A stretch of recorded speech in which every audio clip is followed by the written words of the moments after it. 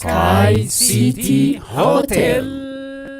Hotel Sky City kun Dubai, Singapore, Canada waan jiru sinitti hin fakkaatin asuma magaalaa Adama University Adama fuula duratti argama. Hoteela keenya yoo dhuftan wanni isin barbaadanii dhabdan tokkollee hin jiru. Hoteela Sky City Adama.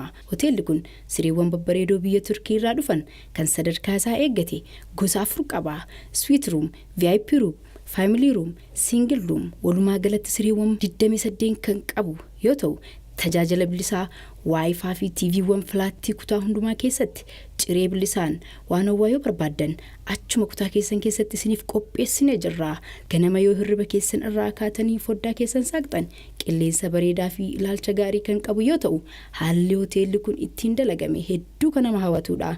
Maal kana qofa shaaworiinsaa kan hedduu namatti toluu fi waan hunda kan guuttatedha.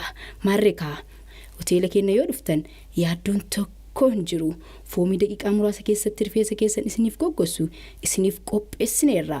Iddoo nyaanni itti qophaa'u kan qulqullina qabuu fi sheefii hoggaa dheeraaf muuxannoo qabuun kan isin qophaa'u yoo ta'u hoteelli keenya kanaan alattis tajaajiloota hedduu qaba. Galma qophiilee adda addaatiif oolan walga'iif cidhaaf qubeellaaf guyyaa dhalootaatiif konsertiiwwan adda addaatiif yoo barbaadan hoottaa isiniin jenna. Iddoo dhaabbii konkolaataa mijataa ta'e eegumsa gahaa waliin akkasumas iddoo haara galfii mijaawaa ta'e ni qabna. Koottaa maatii keessanii waliin bashannanaa isiniin jenna. Sky City Hotel.